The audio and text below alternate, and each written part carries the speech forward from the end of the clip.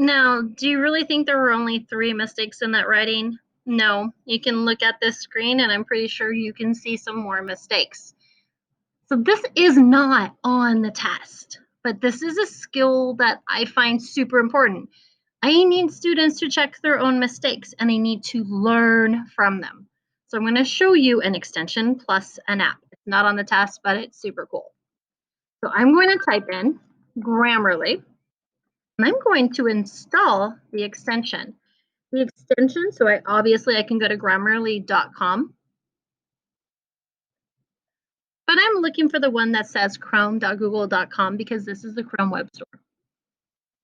And I'm going to install it the first time. And this is going to take a moment or two. Now, we are going to use the free version. One thing that I like is that it doesn't fix all of the mistakes because students need to be held accountable for some of those mistakes and we need to have those conversations.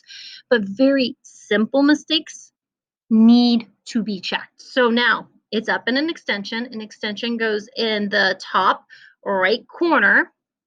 And now I need to sign up for it. I am going to sign up with Google. Super, super important because if you try to sign up some other way, it gets really confusing. So log in with Google.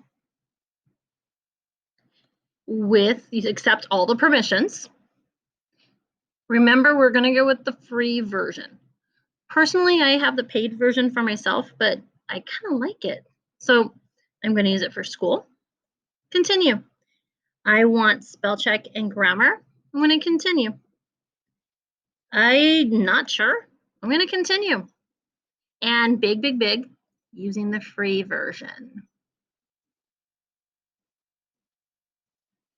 Now, Grammarly looks really well for the older kids because yes, I can check Grammarly inside this Google document. It actually says so right here. And I have to log in again. This is going to be a longer video. Sorry. But it doesn't do as good of a job unless I'm in the actual program. So let me take this writing and I can take it in here. I'm going to do a new document and I'm going to paste it.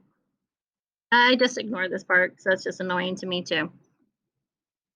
And here it's going to give me an overall score of a 61. Wow. And it's also going to tell me what I did wrong. And I tell my students they need to read it. You can't just pick it because you don't know if you need to accept it or not. Now, there's another program I use this with. Let me make a separate video to show you how that works.